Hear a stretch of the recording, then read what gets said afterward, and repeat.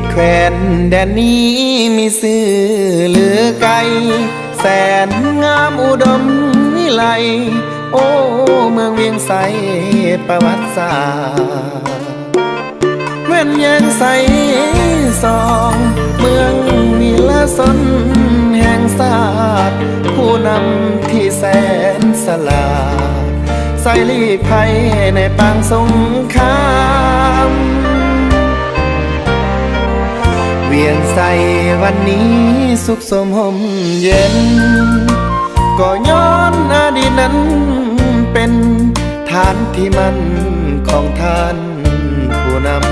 ำป่าพวกหุกหานตัดสินใจสู้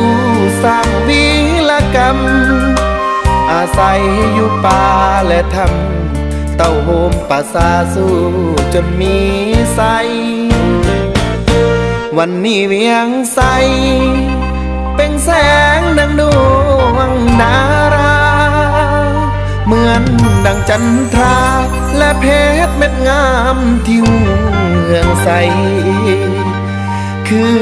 ต้นกำเนิดสปปลาวลูกหลานจำได้บ่อาจลืมพระคุณยิ่งใหญ่ยังจะลึกไว้ในใจคนลาวเวียงใสวันนี้กำลังสร้างสาพี่น้องปวงชนทั่วหน้าเร่งพัฒนาให้หุ่งเหืองก้าวสลองใสใหญ่ทั่วโลกาหับหูเรื่องลาวหมดงามน้อยคนลมสร้างเท่าเล่าเป็นตำนานสู่คนหุ่นหลัง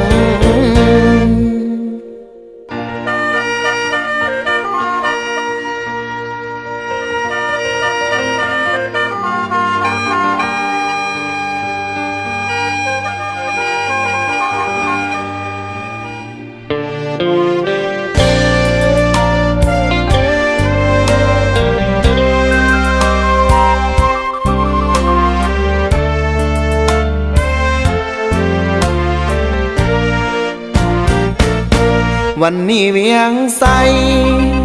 เป็นแสงดังดวงดาราเหมือนดังจันทราและเพชรเม็ดงามที่เมืองใสคือต้นกำเนิดสปปลาวลูกหลานจำได้บ่อาจลืมพระคุณยิ่งใหญ่ยังจะลึกไว้ในใจคนลาวเวียงใสวันนี้กำลังสร้างสาพี่น้องปวงชนทั่วหน้าเร่งพัฒนาให้หุ่งเหืองก้าวสลองใสใหญ่ทั่วโลกาหับหูเรื่องลาวหมดงามน้อยคนลมสร้างเท่าเล่าเป็นตำนานสู่คนหุ่นหลัง